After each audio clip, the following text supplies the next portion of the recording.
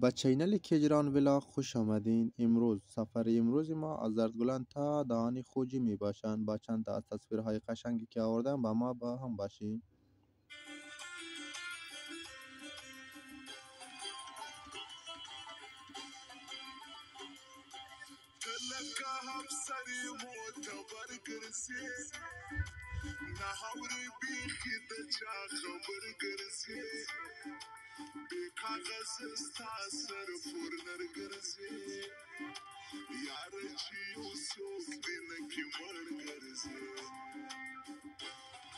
از طبیعت زیبا لذت ببرین.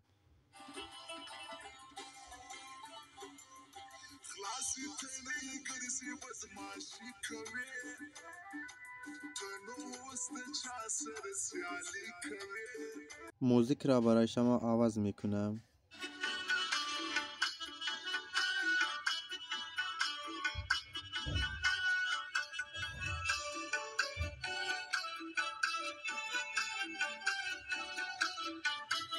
اینجا پل زردگلن می باشند. تا آخر این ویدیو با ما باشید. اگر این ویدیوی ما خوشتان آمد حتما کانال ما را سابسکرایب کرده و با دوستان خود به اشتراک بگذارید.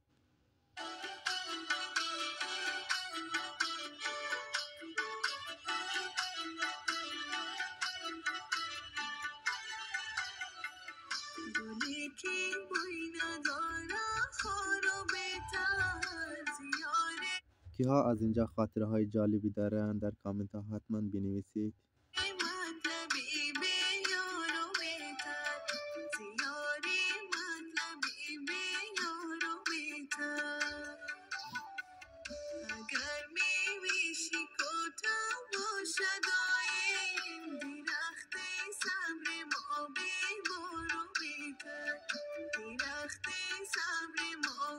اینجا روی موتور می باشیم و در صورتی که یک ذره ویدیو صورتش بالا هستند خودتان می بخشید.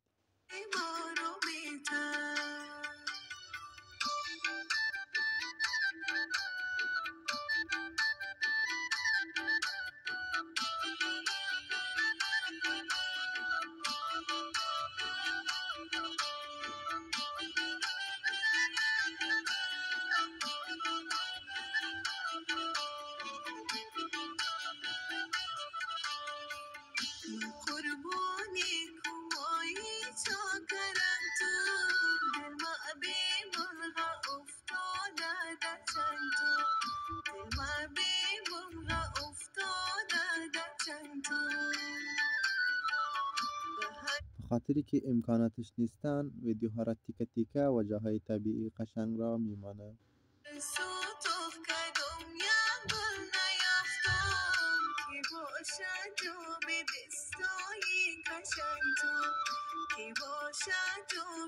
این بود از ولاک امروزی ما. اگر ولاک ما را خوشتان آمد حتما سابسکرایب کرده و با دوستان خود به اشتراک بگذارید. دوستان عزیز کوشش تلاش خود را میکنیم تا ولاک های بعدی ویدیوهای قشنگ را بگذاریم. خدایا رو نگهدارتان.